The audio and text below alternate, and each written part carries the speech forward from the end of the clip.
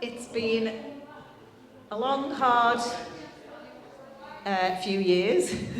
It's been a long, hard few days, and today's been quite a long, hard day. But obviously the discussion that we've just had, for those who are in here for that, is kind of spilt over onto this topic. And the heading of this topic is, what's the future for the left and the way forward? So obviously those of you who've been in here for the last session, we've started going into that. I'll just introduce who I am.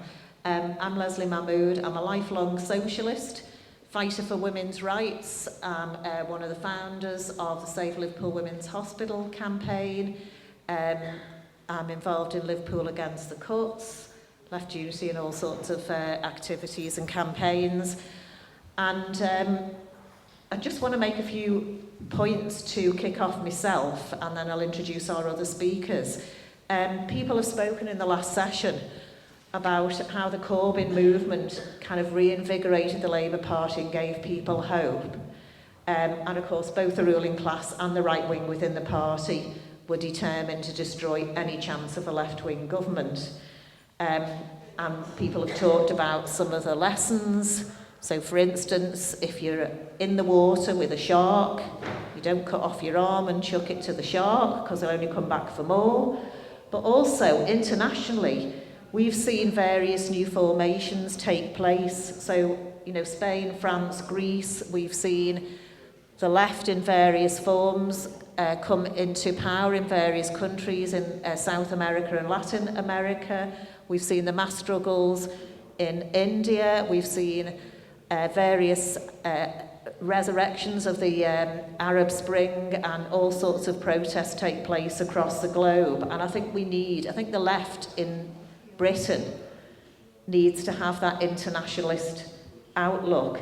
And as I see it, the task of the left is to rebuild a movement from below, not just declare another party. But obviously the issue is how we build those movements of our class, taking up all the various issues that affect us: trade unions, climate, race, women's rights, minority rights of all kinds, class stuff, but also in a democratic form. So I will introduce our first speaker, who's Steve Walker of Skwawkbox. And so Steve, and we've got Ian Hodson from the Bakers Union, who will also be contributing. And just to let you know that we are going to finish earlier. I'm not going to drag the discussion out, because, as I say, we've had quite a considerable discussion in the last session, and it's been a long day for a lot of people as well. So, but obviously encourage people to take part in the discussion. So Steve, over to you.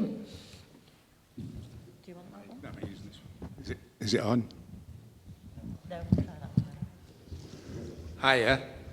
Well, I'll first of all say I didn't realise I was going to have to kind of actually say stuff apart from just respond to things on the panel. So, and especially with there being less of us than was before, my hopes of hiding on the end of the table and not having to say too much have gone awry. In terms of the what future for the left, I'll be honest, I don't really know. I mean, I have a hope that there will be some kind of widespread awakening, as we've seen in other countries, but I think it is a massive uphill struggle to open people's eyes and get education out to people, because we're seeing on all fronts an attack on freedom of speech. We're seeing the use of legislation like the so-called online harms bill to, as an obvious cover for trying to clamp down on left free speech under the using the excuse that it's in some way equivalent to right-wing extremist speech, and we've seen that for a long time now with the use of alt-left as some kind of an opposite to alt-right, where alt-right are neo-Nazis and alt-left believe in NHS healthcare for all and other kind of extreme dangerous stuff like that, jam-making bastards. So, I'm not sitting here as somebody who is proposing to come to you with a ton of answers, really. I think I'm as interested in exploring this as everybody else. I do think there is hope. I don't think it's completely hopeless. But I think that we all, as people have to kind of shake the dust off our feet in some ways on the things that's gone on in the past, because it'll be very easy to keep mourning those things. And, you know, the right-wingers will be quite happy for us to continue doing that, because it will sap our morale, sap our energy, and make us less willing to fight. And there is a quote that I stick to at the moment in terms of, what I do with Skwawkbox as well. You know, I mean, I write at the moment, not because, you know, when I started it, when I restarted it, you know, when Jeremy Corbyn became the leader, it was, you know, exciting because you were pushing people to realise that there was something better on offer, and they had a chance of a different life in a different country if they wanted to take it. Now I see it as kind of putting on record things that otherwise wouldn't be on record, so that even if it's only in 50 or 100 years' time, when somebody looks back to see what the fuck was going on in this country in this mad period, then you know, there will at least be some kind of record hopefully left over that exposes and gives an alternative narrative to what the the notional victors, the ones who think they've won, would like history to say. And there's a Scots lass who speaks the Scots language primarily, and does poetry in that language, and gets a ton of stick for daring to write in anything other than the Queen's or King's now English. And she finishes this poem off by saying that she will keep going, even if only held together with duct tape and spite. And in some ways, I think, you know, that's where we are. We've just got to grit our teeth and fight, because if, you know, as Bob Cross said, if you don't fight, you'll always lose. And, you know, I for one have no intention of losing in the long run.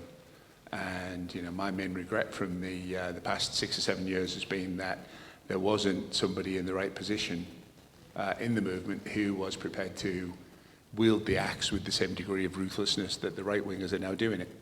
And we wouldn't have had the cover of the press like they do, you know, covering up and colluding with them at every opportunity to make it palatable what they're getting away with to people who don't know any better. But it still needed to be done. And, you know, to my mind, that's where we failed. So if we do get another chance, then, you know, we can't have any kid clubs and nicer kind of politics I never subscribed to in the first place. My first rule with all those kind of things is first win, and then worry about the niceties after that, really. So, you know, we have to kind of come at it with our sleeves rolled up, and a new level of grit and determination that, you know, maybe isn't foreign to some of the people who went through the 80s and the Thatcher attack on everything that was decent in the country, but to some of the newer people, to the idea of hope, of real change, then it may be a bit of a shock that it is not called a struggle for nothing, as the saying goes.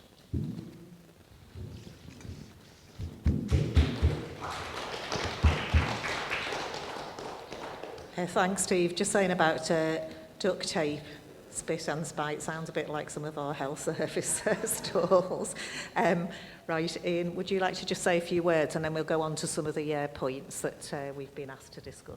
Okay, I mean, obviously, while we're talking about, you know, the future of the left, you know, they want us to believe that we can't win. They want us to believe that we're finished, that there is no chance of a victory. I mean, Tony Benn, you know, I remember those speeches that Tony Benn used to talk about, you know, that we fight the same battles over and over again. There's never no eventual winner. Just when we think we're defeated, something happens that makes change happen. I also think sometimes about, you know, the amazing speeches that Nye Bevan used to give, where he used to talk about change. You know, one of the famous speeches he gave was about the tides of history that are flowing in our direction, and when our leaders understand, you know, we're not beaten, we're not defeated, that actually socialism is the answer to the problems that we face.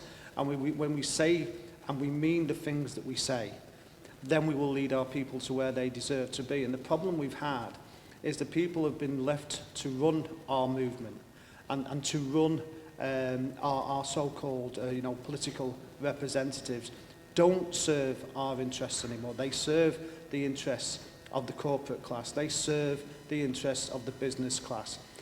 You know, whilst we recognise the importance of people keeping their own money, tax cuts, you know, when supporting tax cuts, don't put money into the public services we require. We need to pay taxes, and they shouldn't see it as something that's wrong. We should recognise that taxes actually give us and deliver us the services that are essential for a decent life.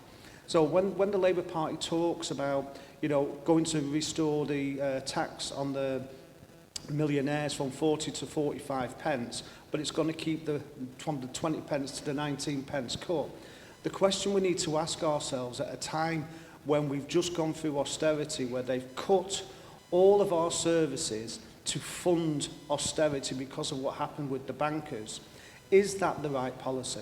Or should we be saying the problem is that our pay is too low and we've accepted it for far too long, that the benefit system is being used now to subsidise as a corporate welfare plan and put all the money in the pockets of these greedy corporations. You know, McDonald's, for example, makes in excess of $25 billion a year in profit and actually pays less in tax than it receives in tax rebates or universal benefits that's fed into its corporations.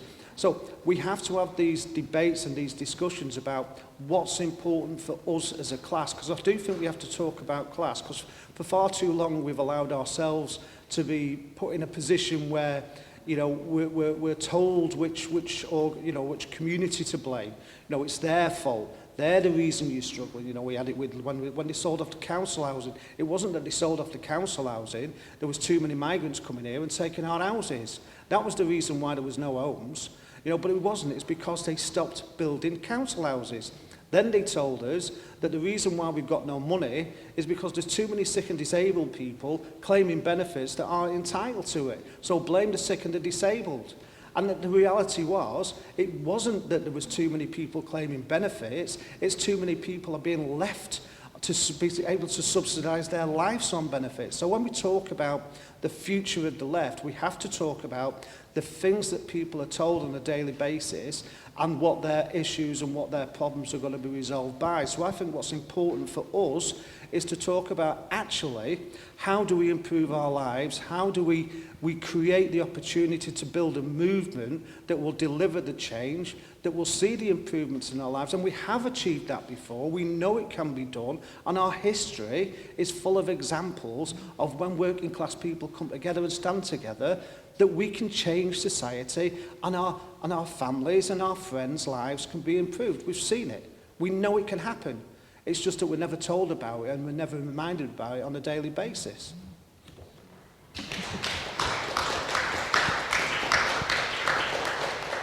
Thanks, Ian. That's actually started answering one of the first points that have been highlighted for the discussion about do class politics matter. Well, I think we've had a lot of talk about class politics today as well, but I think that's so important about, you know, not allowing the working class to be sectioned off against each other, but also funneled just into purely single issue campaigns, the blame game, etc. You know, like the Labour Party saying we're not the party of people on benefits.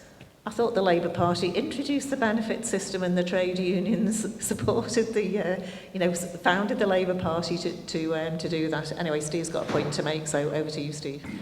Yeah, not related to any of the questions, but I meant to say it right at the beginning and forgot, but I don't know whether anybody else has said it yet, but I just want to pay tribute to the people who've organised all of this, because it's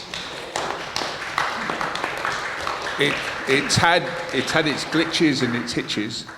But, you know, I've been behind the scenes, I've been involved with it, but I haven't been one of the people doing the real back-breaking work over this. And there are people who have worked days without sleep and selflessly and for no money, just doing it for the love of getting the message out, and have flogged themselves to death. And people have done sessions in front of the camera, but people running the systems behind the camera, people doing the lighting and the feeding the people who are doing all that stuff as well. With some really nice food, I have to say. Congratulations, Terry, the former ship's cook. He was amazing. So, you know, people may be a bit miffed sometimes if things don't go right. However, I've seen how much blood, sweat and tears has gone into getting them to run as well as they have. So I just wanted to make sure that everybody's aware of that, really.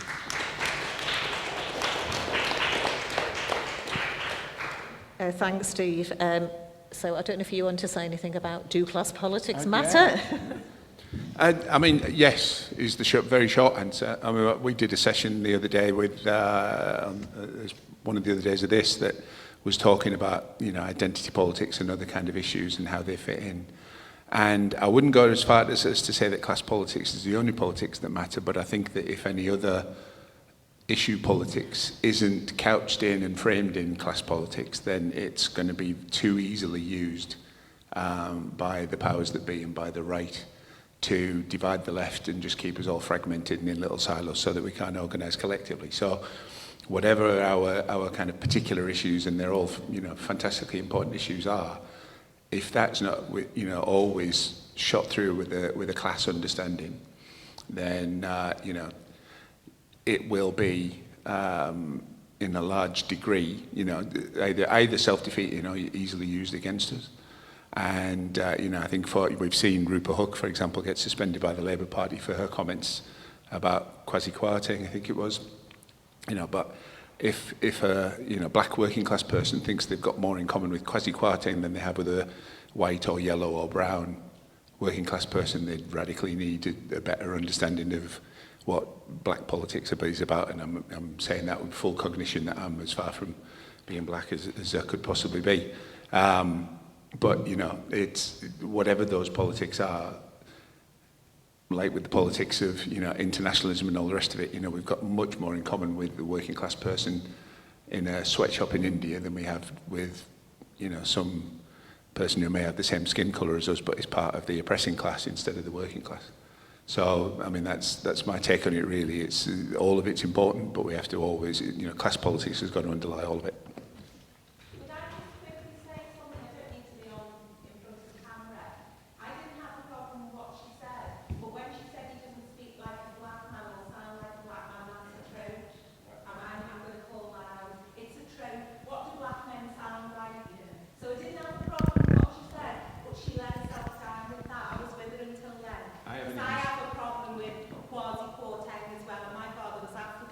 When you say somebody doesn't sound like a black man, that's a trope. Well, I would agree. I haven't heard what you said. I've just said what she said. Well, you have she said he's superficially black. She's brown skinned, so I don't have a problem with that. She said he was speaking somewhere and he doesn't sound like a black man. How do black men sound? So that is a trope. Use the microphone so people on the live stream. Oh, sorry. I'm usually shouting from a room somewhere. Sorry, yeah, I was just going to say, I didn't have a problem with what she said. She's a person of colour, black, Asian, whatever. But it was when she said he doesn't sound like a black man. That's a trope, because what do black men sound like? That's my only issue with that, and I'm going to call it out.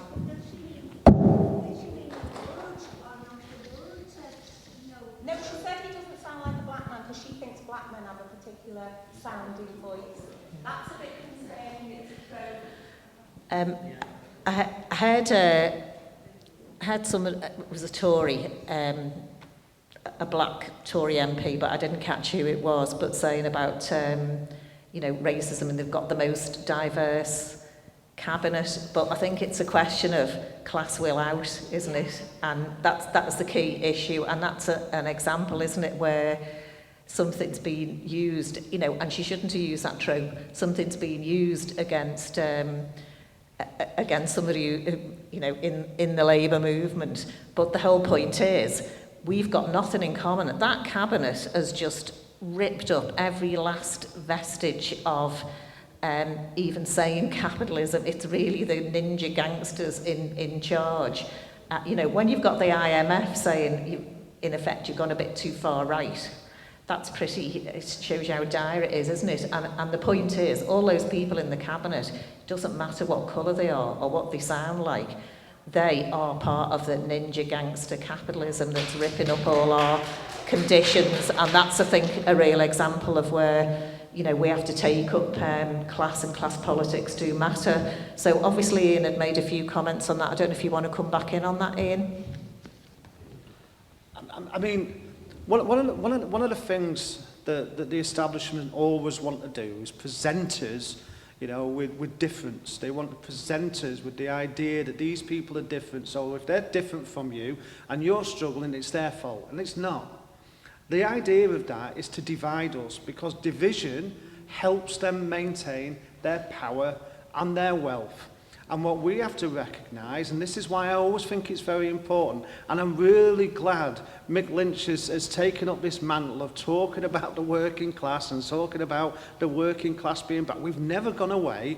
It's just that for a lot of time, we haven't had the opportunity to be represented, to have a voice on mainstream media. The working class is made up of people from all different backgrounds, all different genders, from all different places on this planet. And we have more things in common than we do that divide us. We have more things that unite us than do that will decide whether or not someone's responsible. It's politicians and those corporations that fund them that have made our lives difficult. And they are political choices. You know, we should recognise the reason they don't want to talk about class, and they don't want to talk about how we can, you know, improve our lives and present us with these divisions, is because if we're divided and we're afraid of each other, we don't talk to each other.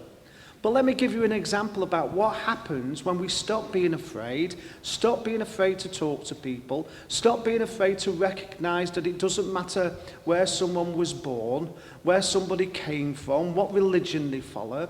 I mean, we took workers out on strike in McDonald's. Those workers came from all different parts of the world. They came from all across the globe. But the one thing they had in common was their insecure work, their 0 hours contracts and their low pay. And the reason for that was because it was a deliberate policy of the company to make sure that they maximised the profit by exploiting those workers. And the company wasn't bothered where those workers came from. They weren't bothered as long as they was prepared to accept those poor terms and conditions. Those workers stood in solidarity with each other.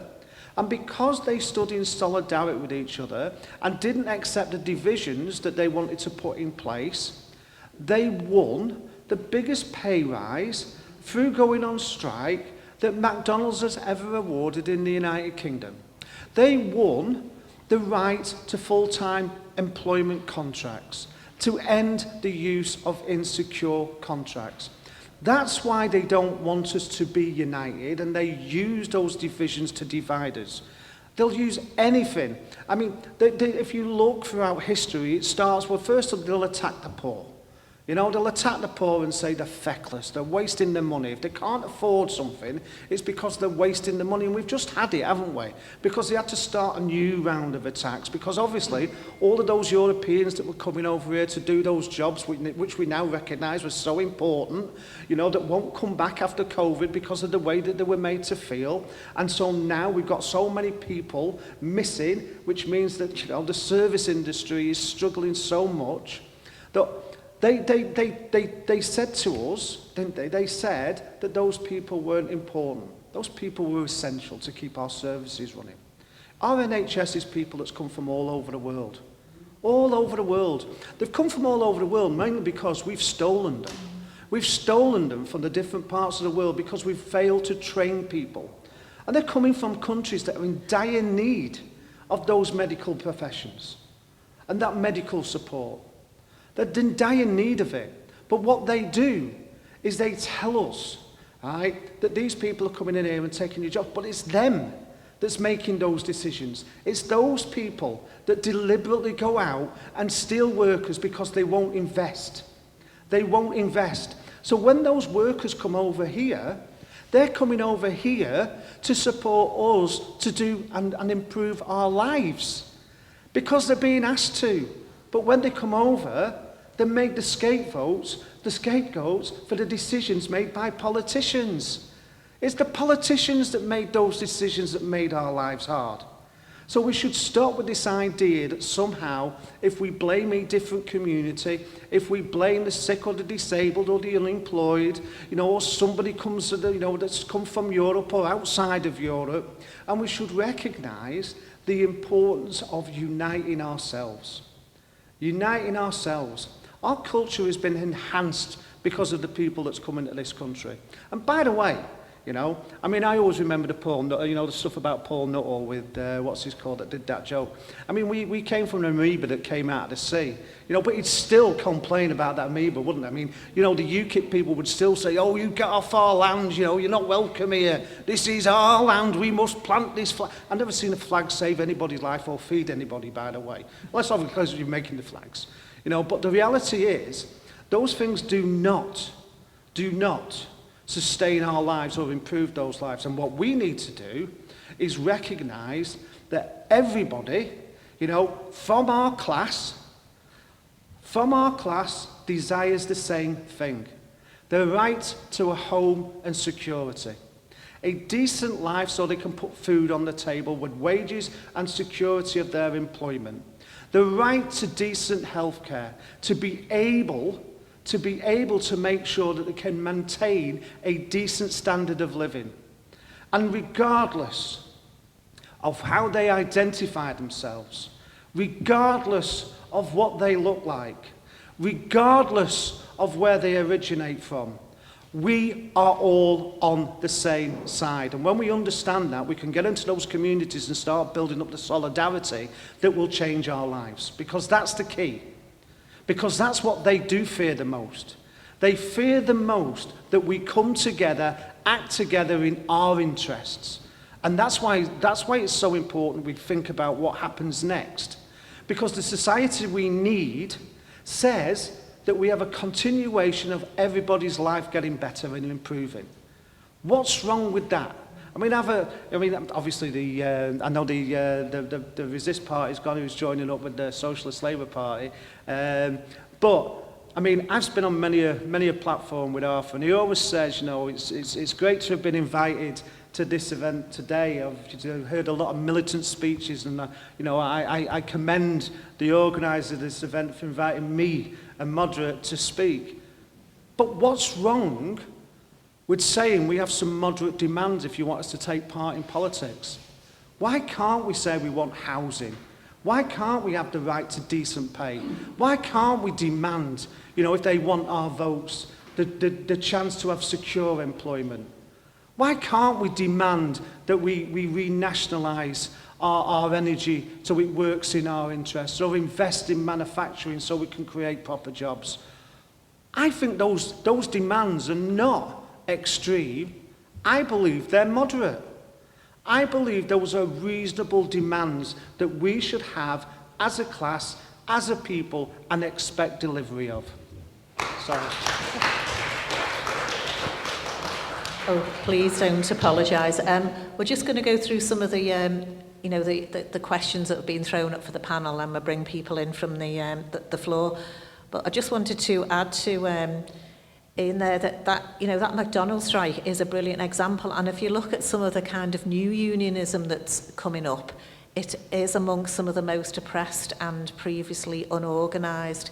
You know, like the Uber drivers, and you know, you had the cleaners. I think it was UCL, but who've, you know, all different nationalities, but they won, and that's the point. And obviously, if you took migrant workers out the NHS, as quite a number have been taken, and as Ian says, now the UK is having to pinch workers from more workers from outside Europe, those migrant workers who work in the NHS actually have to pay a fee for them to use the NHS and for their families to use the NHS. So we've still got migrant charges. So the NHS isn't actually it isn't free for everybody, even at the point of use. And all of those sort of things I think we need to throw in the mix about the class politics. And it is interesting because Mick Lynch has proved a very popular figure for talking about class,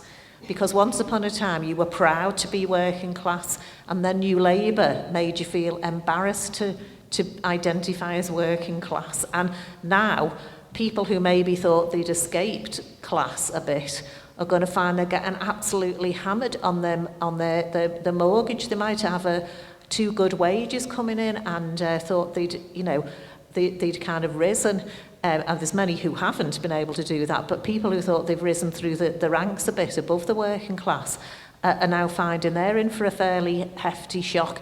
Obviously, they're not at the same stage as people having to rely on food banks and can't put the lecky and gas on now. But, you know, there's layers of people being pushed back to make realise that they're actually part of the working class. And the interesting thing is some of the bigger strikes that have been taking place, like the UCU, once upon a time, university lecturers were kind of looked as that was a privileged job. Well, it isn't anymore. That's, you know, casual contracts, battling for your pension rights, battling for permanent contracts, etc. And a lot of those, you know, we might well see doctors going out on strike. Not just nurses and midwives, but doctors going out on strike. So again, this system is pushing because the ninja capitalists are literally sucking the lifeblood out of public services and out of pay and all the gains that workers have made since 1945. Then, you know, it's starting to open some people's eyes, hopefully, to class politics. Yeah, I've had a suggestion here that we're a very pale panel, totally, and maybe we should bring our Teresa and Rika onto the panel. But what I'll say is, we're going to throw the discussion open shortly. So the other couple of questions that we've been asked to look at is, should we abandon concepts of left and right? And I think to some extent, that's been thoroughly discussed because I think people have clearly identified that we're not going to get anything off the right, and the whole concept of fighting for socialism, fighting for left-wing ideas is, you know, definitely back on the agenda. The other two questions we started to touch on in the last session, so I'll ask the speakers on the panel to say something and then I'll open it up for discussion. So is the time right to build a new left party? And what programme should the left fight for? So, Steve, do you want to make any comments on that?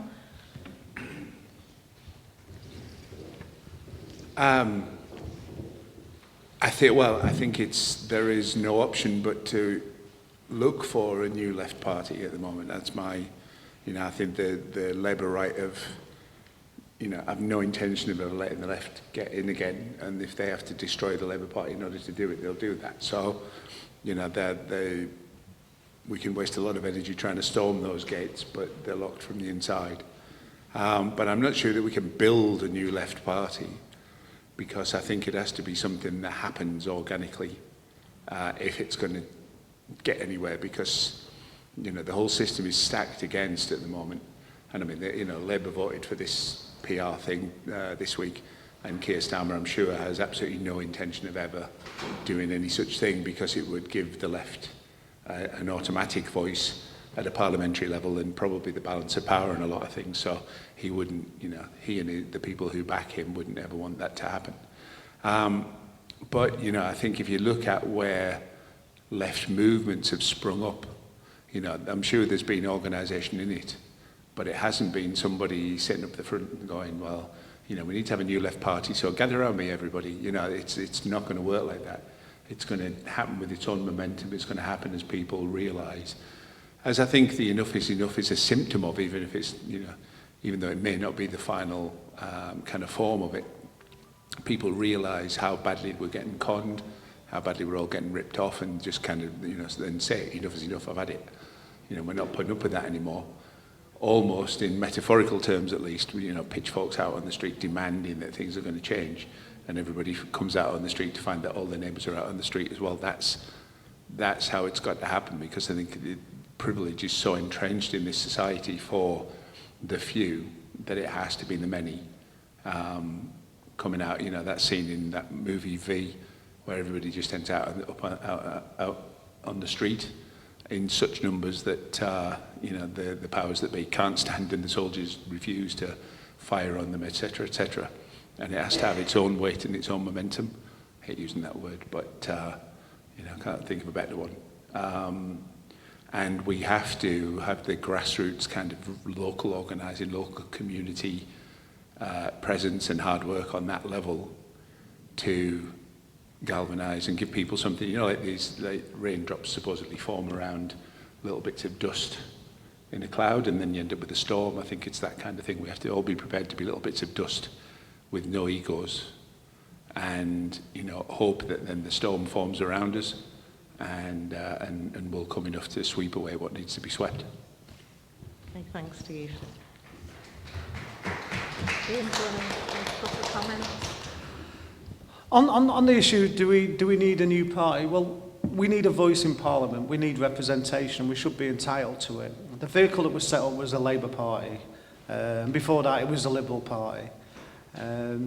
We're at a state now where, obviously, if our voting system wasn't rigged, that we would probably have the ability to have a party that could represent our interests and our class. But the voting system doesn't allow for that. And I think you're quite right, Steve. I don't think Keir Starmer will be putting that in his next manifesto. I absolutely don't expect any of the political parties to actually put in place the opportunity for real democracy to happen. Because that's what you need to happen. We need to make democracy matter. I mean, we haven't got a democratic system. We haven't got a democracy. We haven't got a democratic structure. I mean, we have a king, we have a House of Lords, which is unrepresented, and it's full of people that's appointed by the Prime Minister, a cabinet that gets appointed by the Prime Minister, and they all have to rely on that Prime Minister to be able to, do the roles that they perform. And if they don't do the roles as he wants it, and they don't follow his political agenda and ideology, then they get sacked. I mean, so we don't have a democracy as such, even though we're described as the mother of all parliaments.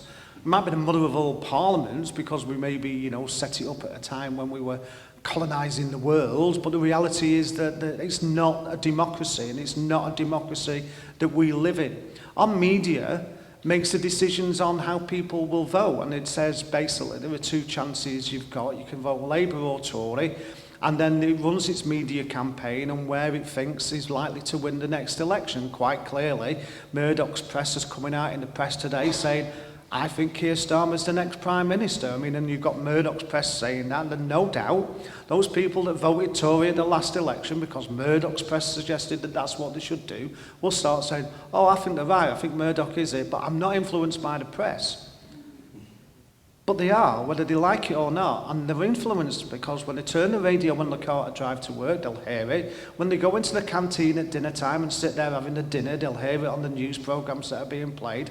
Then they'll get back in the car. Or if they haven't, some people don't read newspapers, but a lot of people still do. But when they pick those newspapers up, those newspapers will be telling them what they should be, voting and what the issues are that they face in their lives and who's responsible.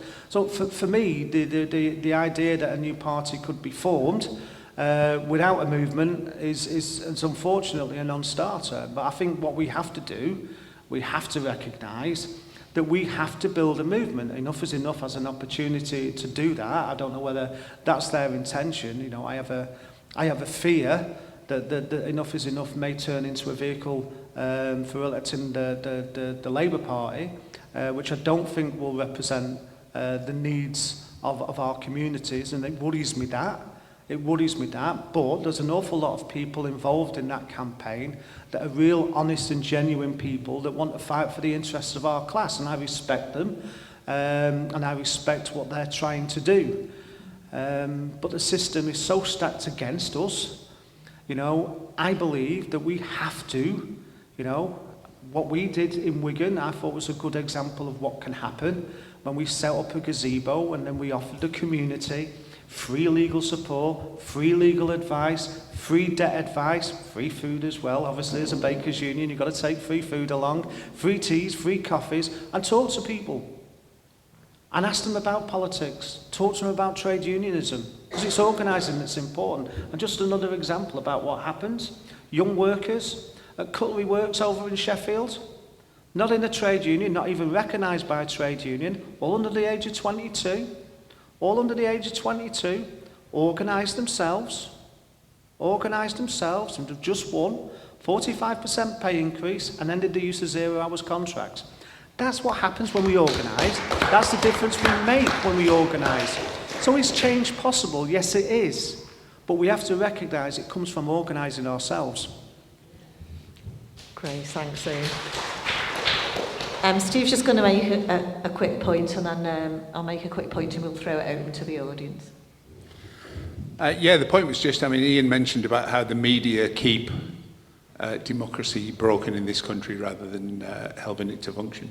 And I think that's the other aspect that we need to work on. And obviously, I'll declare an interest in this. I run Skwawkbox as an alternative media site, so I have a vested interest in that. But, you know, on a wider basis, we need our own media, we need our own channels. I think we need our own social media channel and you know, cooperation probably among the unions in order to set that up. Because at the moment, Facebook can shut you down, Twitter can shut you down, PayPal can, you know, as we've seen with these right-wingers, can just decide that they're not going to let you have an account anymore and try and put you out of business.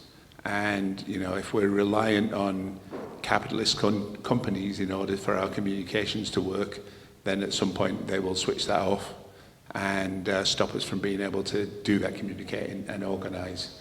And organising is going to be the key. So, you know, that's a call. And I mean, you know, I'm a member of 3 unions, but there's lots out there, and, you know, we need them to work together to fund and sustain what needs to be done for the sake of the working class, because then anybody else, I think, who's going to be able to do it, and certainly nobody who's going to be willing. Thanks. Thank you, Steve. Yeah, and I'll just finish my points that in some ways, because the Corbyn movement, Britain actually became a bit of an outlier if you look at the rest of Europe, because in Europe, over the last period, all the traditional parties of the working class that were often linked through trade unions or traditionally represented workers have absolutely imploded on themselves, and new formations have sprung up. And, you know, I mean, Syriza came from almost nowhere and won elections, but then, of course, bent the knee to the,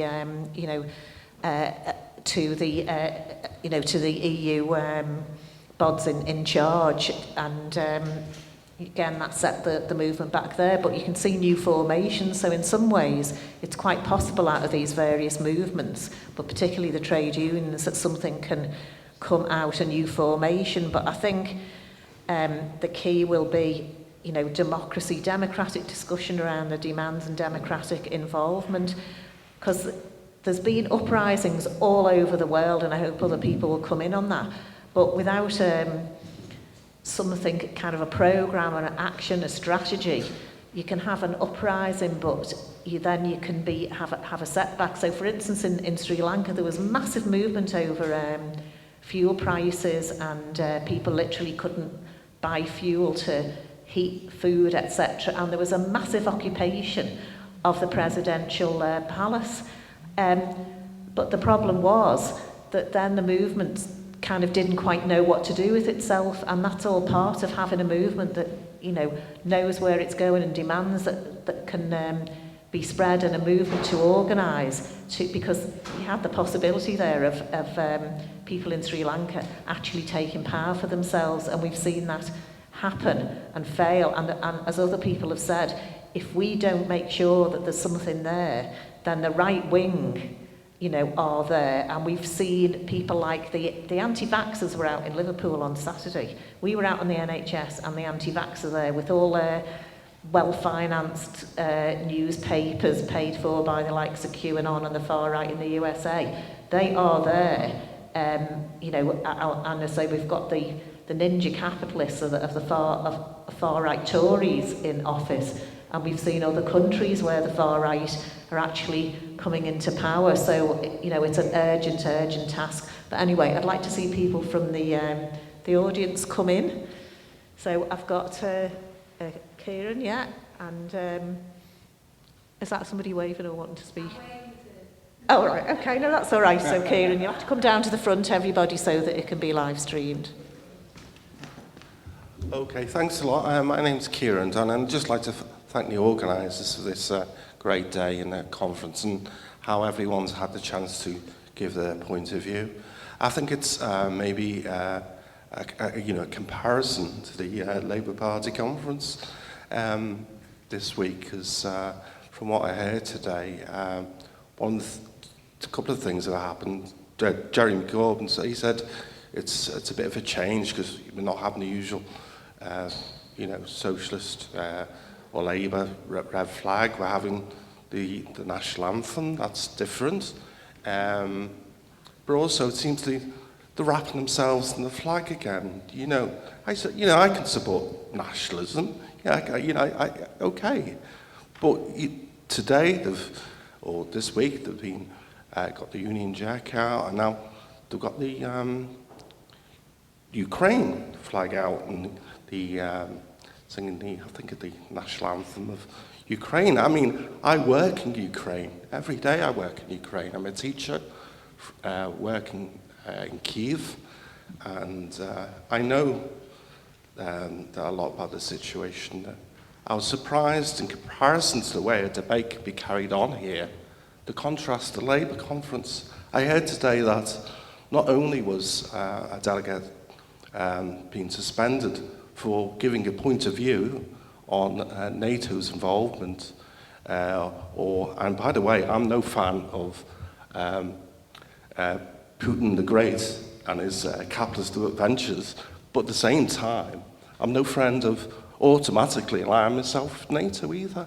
And to allow yourself or the Labour Party conference to hear these speakers about NATO and the situation in Ukraine, which is very grave, near to possible a nuclear war or more deaths this winter of Russian and Ukraine soldiers. It's going to be a nightmare what's going to come. But my point is to this. The delegate was also, I understand, if I may have got it wrong, raised the issue of Nazism, fascism in Ukraine.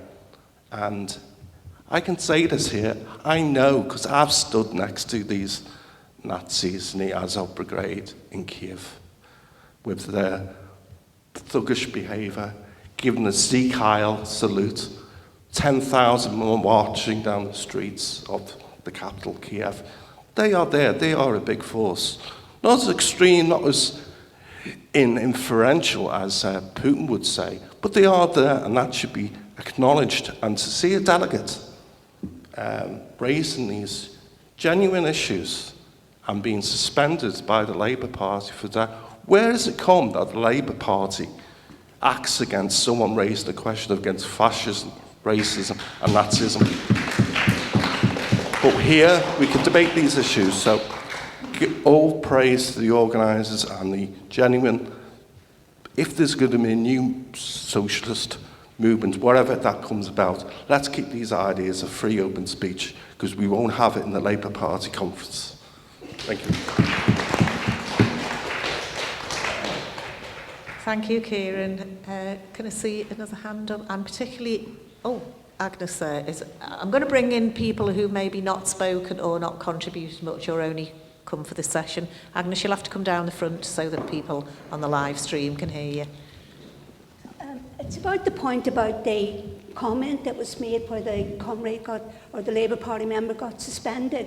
I think what it is with me, because I've been learning a language while I've been brushing up in the Irish and Scots Gaelic a wee bit as well, I sort of think there's a difference between hearing and or listening. Do you know what I mean? But that's why I made that point. But it was a bit superficial, that point. But in America, I think there's a big movement of working class people and the black community. And sometimes I wish they were all together, but there are historic reasons, I think, why in America people are, the black community in America fighting their fight alongside Bernie Sanders and all that. So I just wanted to make that point, really. Okay, bye. Thank you. Okay, can I see any other hands? I know we've got a comrade over here. Okay, do you want to?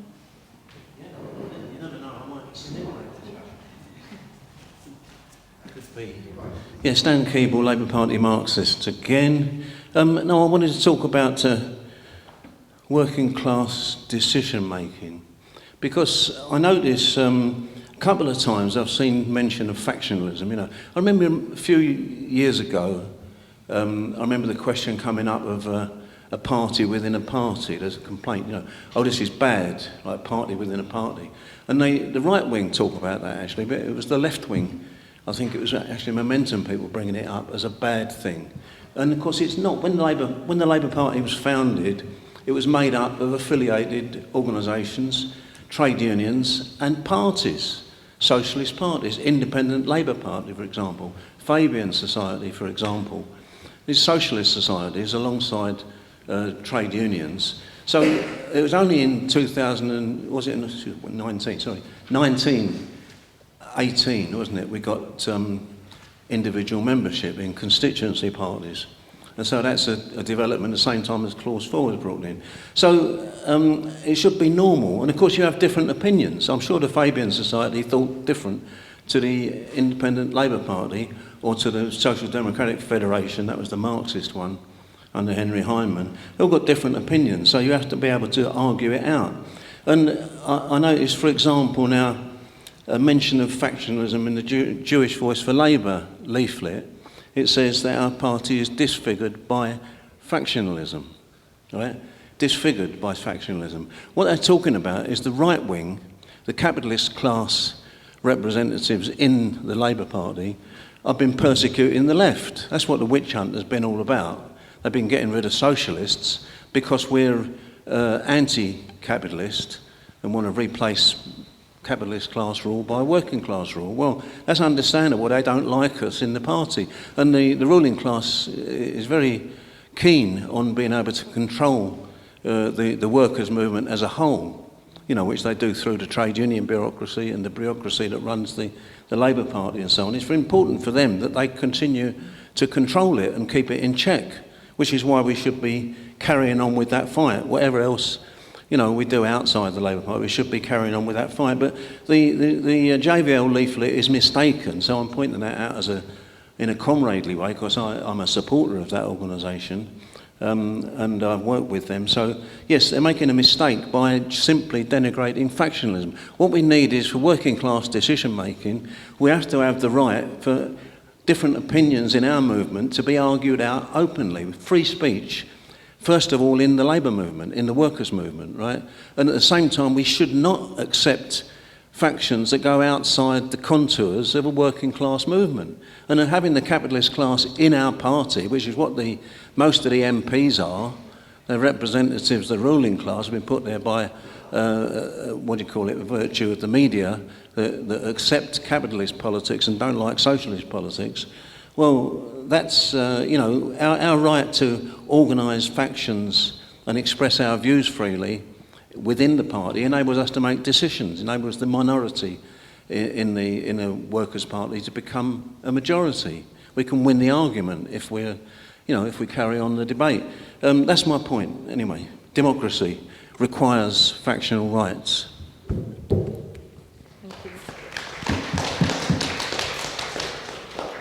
Okay, can I see any more hands? Yeah, Sheila, you'll have to come down the front. Any other hands going up? I'm not going to drag it out. I'm going to aim to finish in so many minutes to see. No, I'm not rushing you, Sheila. You haven't spoken all day. Right. Hello, everyone. I've written some notes down because at the moment I'm feeling absolutely overwhelmed by everything. I feel as if my back's to the wall. I don't know where to go, what to do, who to believe. But what I'm thinking of is, first of all, how they've got us in this position is they've put a Grim Reaper in my living room. He's in your living room as well. That got you terrified. You're going to die of COVID. Now we're all going to die because we can't warm our houses. Can't pay our bills. Food, everything. And honestly, you're being overwhelmed by that. So switch your tellies off. And I think what we need to do is, we don't have a target at the minute. It's fine. Join in the groups. Listen to the DLP. I used to go to the DLPs. They were absolutely brilliant. Sometimes you might be on your hands and knees getting out underneath the chairs, but the debates were worth it. They were brilliant. And I think it's quite healthy to have a different opinion in there. As long as your opinion doesn't want to be the boss, share your opinions, make your decisions. Sometimes it is a negotiation. I don't like it, but you have to do that.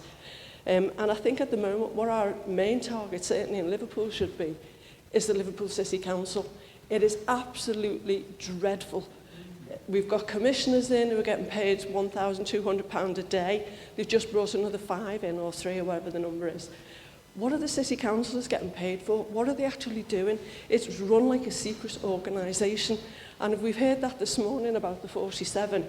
How good were they? They had the voice. It's what you've all been saying tonight. You need a voice. You need the power. How do we get it? First of all, we capture the city council. We take that on first. Then we can start. And I think the only way we're going to do that is to build into our communities. Now, you say trade unions. Every community has a trade union member in it. Get them out and get them organised. We will help Ireland's going to start some education programmes. We will do that to get people to know how to do it. We've got to target the organisations as well. Different communities, you build yours, you move to the next, you build to the next. There's organisations still there. We've seen it now with the food banks and everything else. Join up with them. Get those people talking. Get comrades together. That's what we've got to start to do. Communications is so important. I used to love that newspaper. I used to wait for that to come through my door to know what was going on, what Felicity was talking about this morning. It was brilliant.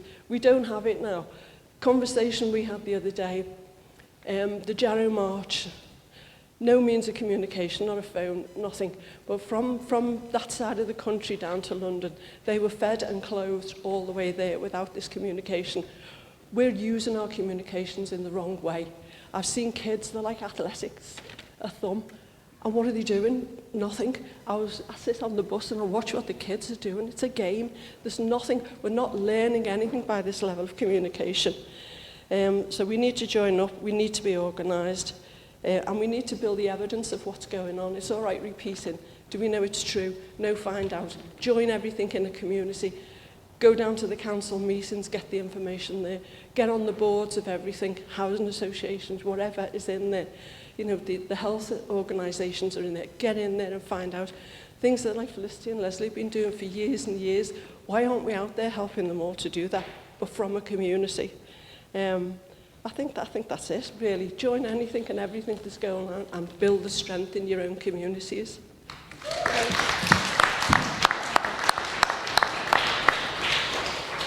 Thank you, Sheila. And I just want to say that Sheila was one of those people in Croxteth organising the community to keep that school open and has done some fantastic work over the years. And she's still here. Tina and then Felicity, I can see. So any other hands up need to be pretty quick. Thank you. Well, I thought this is the last session of our 3-day event and we're all a bit tired and stuff, but I thought it's a good end to sort of talk about the sort of the culture we were trying to establish in this event, the sort of Future of the Left, which was mainly organised by comrades in Liverpool, and they've done a brilliant job, Cal and Ali in particular, who've worked round the clock for many, many days.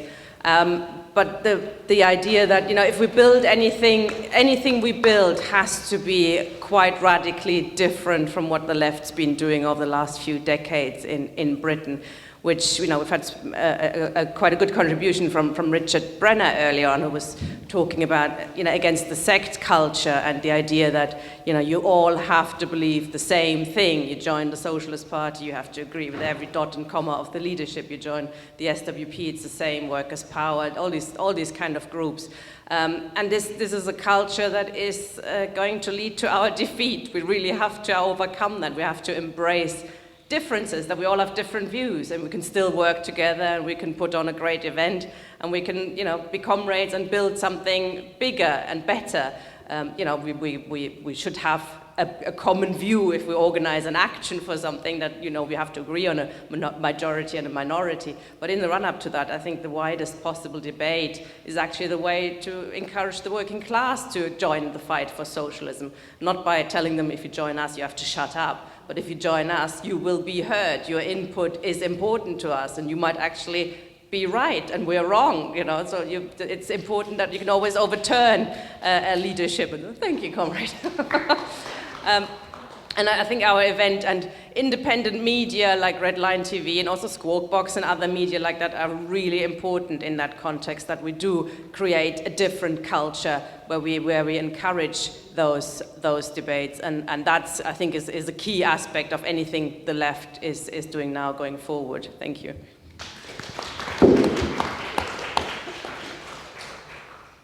Felicity. And then you.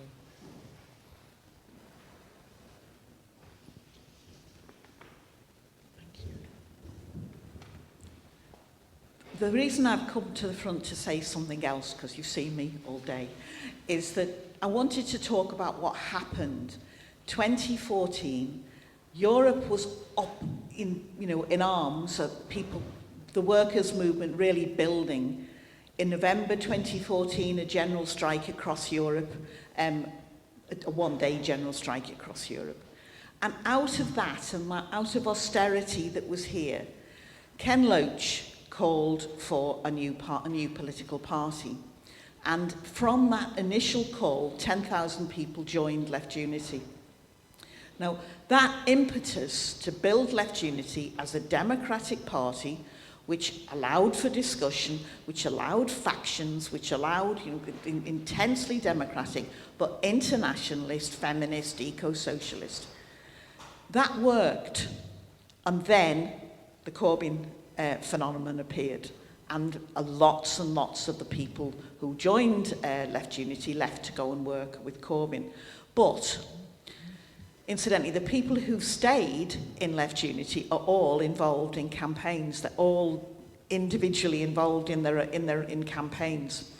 Like one of the things we say is the feet is in the class. But what I want to say is we need to be aware of events, and as they would react with enough is enough, we react with the strikes, and the time will come. I mean, some people might say it's now, but the time will come when a call like that made by Ken Loach will be listened to, and we will get a new party. And that new party will not come. I would hope it would not be antagonistic to the working class factions in the Labour Party. I would hope it works alongside, as we in Left Unity worked alongside what happened with Corbyn. We didn't stand aside and say, you're wrong. We were right, but we didn't turn around and say, you were wrong. We worked, and we worked as hard as any Labour Party member for Corbyn and for the campaigns that we're involved in. So I think what I'm saying is, if we can continue to be talking to each other and not be antagonistic to each other, when the class arrives at that point, then we can be there, all of us together, fighting for a decent socialist party. And a final thing, one of my all-time heroes is Eleanor Marx. Now, Eleanor Marx slogged away, translating her dad's stuff, translating this, that and the other, trying to get the first international together. They apparently in the first meeting of the first international, no, the second international, I think, they would not meet in the same room in Paris, and she had to be running between the two, especially if she was the main translator, and finally got them in the afternoon into one room. So, and from that, you know what happened. But when things really took off in her political work was when she was involved with the new unionism, when the unskilled workers came on strike, and we built the unskilled unions, and from that built the Labour Party. So all I'm saying is, if you're busy going around translating, doing lots of little jobs for the socialist movement, have a hope there will be a time in the future when we will see a mass movement.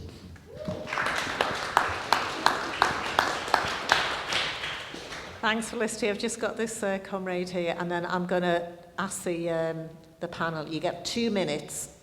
That's it. And we're closing the meeting, so make the most of it.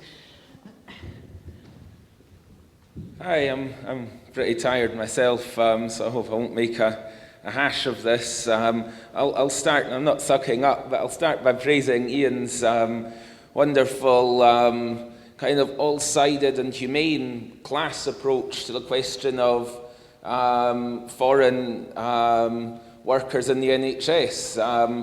And I won't repeat everything he said, but if anyone's watching on the live stream, on the recording later on, if you didn't catch it the first time, go back to earlier on in what Ian was saying. And I'd just like to say that, as I say, not to suck up, but to compare with the exact opposite of that position of bringing all the working people together, basically, which is Keir Starmer.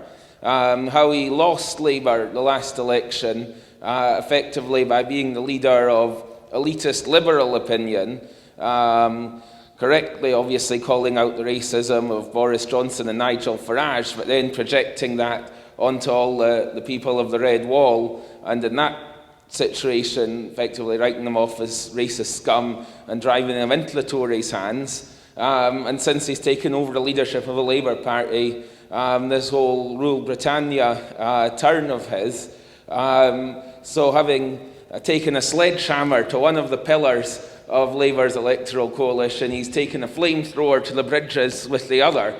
And what's astonishing about that is he's probably going to win the election anyway. And all of his boosters and the Blairites will be saying, see, we told you so, Corbyn was always going to be a disaster, we didn't really need to undermine him so unceasingly every day, as Mandelson said, because he was always going to lose, and actually just doing a cargo cult like 1997 was always going to win. But actually, it's not that their cargo cult's successful, it's that they're up against another cargo cult in Liz Truss, an even more kind of death wish cargo cult of the 80s as opposed to 97. And I don't even think they're Capital's second 11 anymore. I think they're becoming Capital's first 11.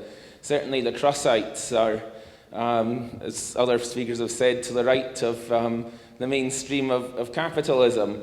And when it was Boris Johnson and Keir had spent all his time saying, I'm the honest man, unlike Johnson, of course, the fact that he lied to all of, well, maybe I never believed it myself, probably the people in this room didn't, but lied to the Labour left to get in, that didn't count.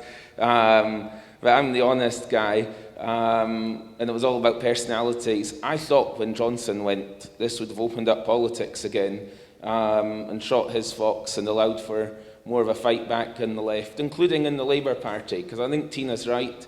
It wasn't just 60-40. Some of the real key votes that we were seeing as big gubbings were 57-43, which is about the same as last year when Evans got through, I think, on that, and some of the anti-democratic rule changes, and if it wasn't for the Unison leadership, a lot of them would have gone the other way.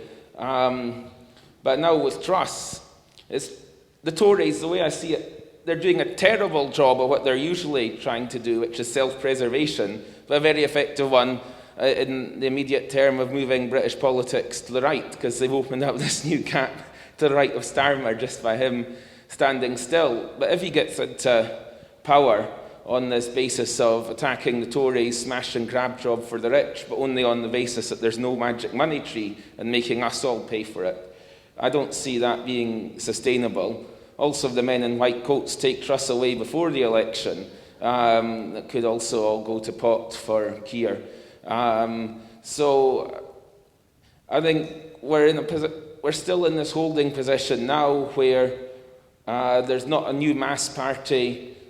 There doesn't seem to be a huge fight back in the Labour Party, but actually on some of the numbers, I think they're making a mistake to make it about policy that leadership can ignore, make it about actually controlling the leadership, and I'm fighting them all the way. I've been purged twice in the last 2 months. I may not be helping with my case for getting back in by speaking here, but since I'm on Red Line on Monday night talking about how I was purged, then sent my conference pack and then purged again a couple of days before the conference, I suppose the right-wingers won't really be appreciating any of that anyway. So I think we have to build the movements, we have to build the fight back. There's a lot of gaslighting without gas going on over this energy crisis. We've got to, even if it gets us suspended from the Labour Party, call out the role of NATO and the role of Boris Johnson going over, saying you're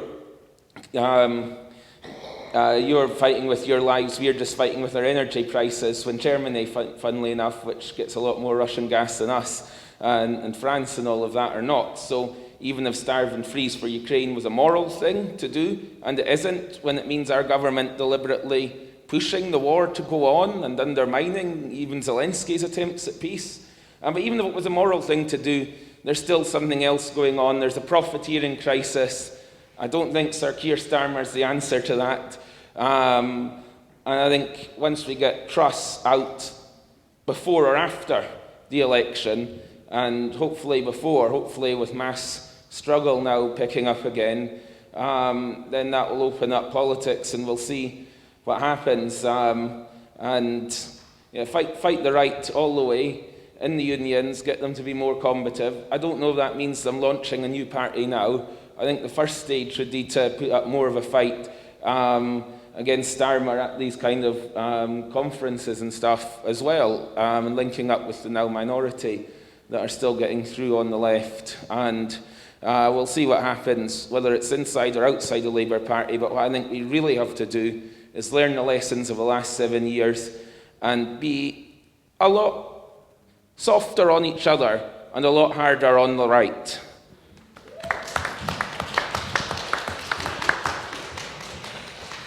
Thank you. I'm just going to ask our panel to just sum up for 2 minutes each, and then we'll close the meeting.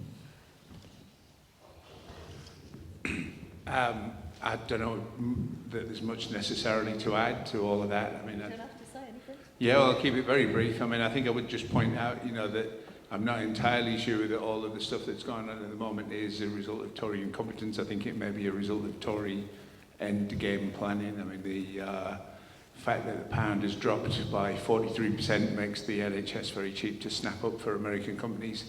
And, I think there may well be a plan behind that. So we've got to resist on all fronts because we're being attacked on all fronts. And then that's all I'd say with it, really.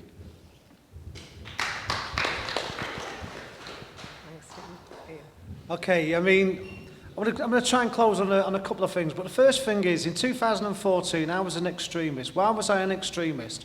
Because I made a demand on behalf of our trade union for every worker should be paid £10 an hour. I made a demand that everybody, who was a youth, getting the youth rate, had the right not to be discriminated against in the workplace and should get the same pay for doing the same job. I was an extremist because I said that zero-hour contract should be abolished. 2014. So when they call people extreme and they talk about the extreme left, what they're doing is shutting people down. Because here's some more. When I started, I talked about tax. I would put the penny back on the tax, and this is what I would do, and the reasons why. I would use that penny to make all public transport free. You imagine how that would change people's lives. And when they say, yeah, but what about the car drivers? But the car drivers, what they would find is because there's an alternative means of transport that's not going to price them out of getting around the towns and the cities, and they can get to those shopping supermarkets to get the lower prices, that there'll be less cars on the road if they choose to, but it will force the energy companies to actually lower the prices because they'll have to compete for that business, and people will only use the energy companies that are charging at a price that people want to pay. That's the reason why I think we should put the penny on. Why I wouldn't go back to 45p, I would demand a 50p tax on the wealthy. It's because I would use that extra 5p to say that no child in this country, regardless of the wealth and regardless of what school sector they're in, should have to pay for school meals. There should be no more indignity that people have to be identified as a child that can't afford to pay for their meals. So when they want to know about what do we stand for, what is it that makes us so extreme, it's about saying we have a view for our country that makes lives better for the people that are the engine and the driving force of this country. That's why they're afraid of us, because that's why they want to paint us as extreme, because we want to make life better and build houses and make sure people have security. And if that's extreme, then obviously, I don't know what sanity is. Because to me, Extremism all the way. Thanks, Ian. That's a great note to end on. I mean, the lunatics really are in charge of the asylum at the moment, and that's why we've got to change the system. There's been loads of ideas for demands and programme, and also it's been great to get people on the left in the same room without punching the political daylights out of each other as well. So a huge thanks to the organisers, a huge thanks to the speakers, and a huge thanks to the audience, both here and in the living rooms, for listening, taking part, hopefully watching this on not just on the live stream but on the website. And let's carry on that discussion, that fight, and also the getting out there, talking to people. I know Teresa does this on the bus frequently, etc. But going out and talking to people, whether they're on strike, in the bus stop, wherever they are, happen to be, the food pantry, wherever. Let's get out there and talk about socialism. Thank you.